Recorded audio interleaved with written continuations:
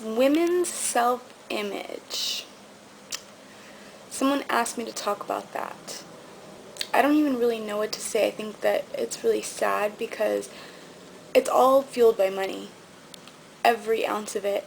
If they can't sell us creams and diet pills and gym memberships and plastic surgery and everything to tell us you must look like this person or you must be this weight if you're this height. Now obviously health-wise, yes, it's better to be a certain weight for your height in regards to have a certain percent, rather than, let me say this, not weight, but rather a percentage of body fat, because that's what matters. Muscle weighs more than fat, so you can be technically like overweight or whatever, but still be healthy because maybe it's your muscles.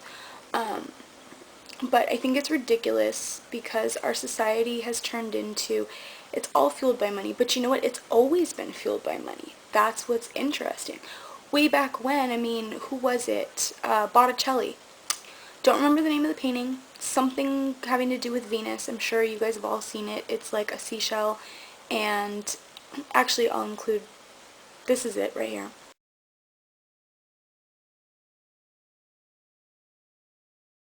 So then, women who were a little bit more plump or thick in today's terms were seen as beautiful. But why? Because they, money-wise, they must have been wealthy enough to feed themselves and to enjoy food and yeah. Now, it's the opposite. It's not, being skinny is not necessarily a sign of having money, but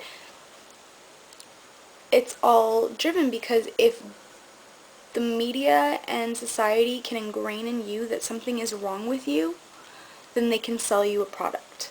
So if they're going to tell you, hey, guess what? You know what? You should be looking like this, and you don't. You're fat. You're 20 pounds overweight.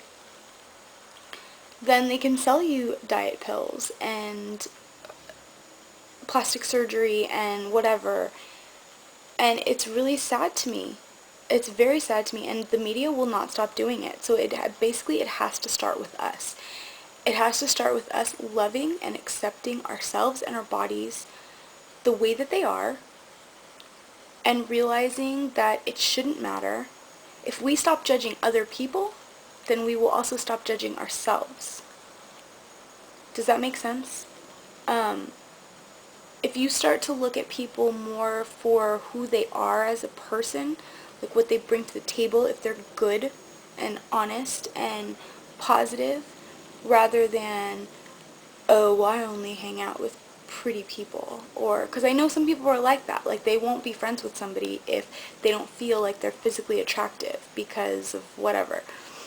And even, I don't know, it's funny because I was watching Chris Crocker, one of his videos actually, and he's a little crazy, but he has some really interesting things to say in regards to, he was saying something about, you know, even in regards to relationships, a lot of us base our, like, what we look for in a partner just on physicality.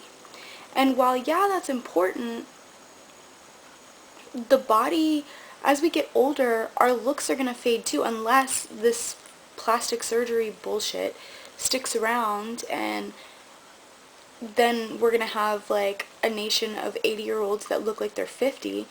But other than that, like, if you base your choice in a partner on physicality, when their looks are gone, because we all get older, we all age, things happen, that's just life, that's nature, then you're stuck with somebody that you don't even get along with, that you were only with because the sex is good or because they turn you on.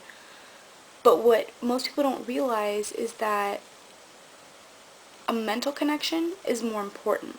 That's great if you have both, but a mental connection, someone who you are actually friends with, that you have respect for, that you have a good relationship with, that's what matters. And I don't know, the whole image thing, it goes hand in hand, and I think that women it makes me sad. Women need to also stop competing with each other, and that's something that's ridiculous too. It's been ingrained since we were younger. I don't really know where it comes from. There's a really good book called Odd Girl Out by Rachel Simmons, I think, and it's all about like girl culture and how girls fight and how, like, with boys, they just kind of duke it out, like literally will have a physical altercation, whereas girls are so catty and like everything's under the radar, and it's very damaging to your self-esteem growing up.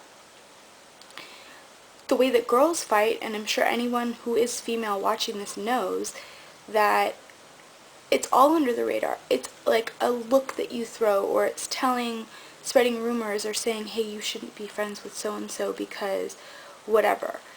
And God forbid the person being attacked says something to like a teacher or whatever, the teacher will be like, no, but everybody's getting along fine. Because it's always under the radar. It's always like a look thrown here, or just very catty and very sneaky. And I think that's, well, one of the things that that book talks about is that the reason that women are probably like that is because we are encouraged from a young age not to necessarily express ourselves. Like, oh, women are emotional, and being emotional is a bad thing. So therefore, you should limit your feelings, and it's not ladylike to be crying or to speak up. And maybe that's like an old school phenomenon, or not phenomenon, that's an old school kind of ideal, but it's still kind of there. I don't know, it's been a long time since I've been in school, so I don't know how kids are interacting nowadays, but yeah, I don't know, and it goes for men too. It's not just a women's issue. There's a really good video called Tough Guys. I'll post a link to that also, and it talks about men, the image of what it means to be a man in today's society, and that is a really interesting video too. So I feel like I'm rambling and I'm probably talking in circles, but that's what I wanted to say about image.